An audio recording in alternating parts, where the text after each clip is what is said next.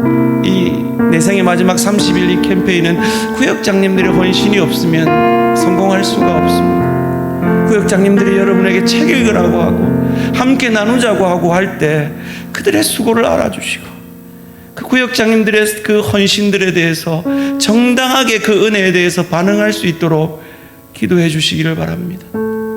특별히 주의 교회가 이제 가을이면 새로운 장로님을 뽑게 됩니다. 5분의 장로님을 뽑게 되는데 하나님 정말 하나님의 마음을 가진 하나님의 사람이 세워지게 하시고 두려움이 없이 비난받을 게 두려워서 그 자리에 서지 못하는 자가 아니라 하나님이 내게 굳은 주인이 아니라는 그 하나님에 대한 믿음 가지고 그 하나님의 인격을 가진 하나님의 사람이 세워짐으로 말미암아 주의 교회가 더욱 평안하여 든든히 서갈 수 있도록 기도해 주시길 바랍니다. 그리고 여러분의 개인의 기도의 제목들, 특별히 여러분 주변에 코로나19로 힘들어하고 있는 내 지체들을 위해서 속히 이것이 종식되어지고 아마도 2-3주 정도 지나면 그것이 점점 더 내리막길로 가서 우리가 곧 자유하게 될 터인데 하나님 그 자유하게 될 때에 떠나있던 우리 모든 대한가족들이 이 자리에 함께 모여 감격하며 예배할 수 있도록 주님 도와 역사하여 주시옵소서. 주님 앞에 주의 도우심을 구하며 주여 한번 부르고 간절히 기도의 자리로 나아갑니다. 주여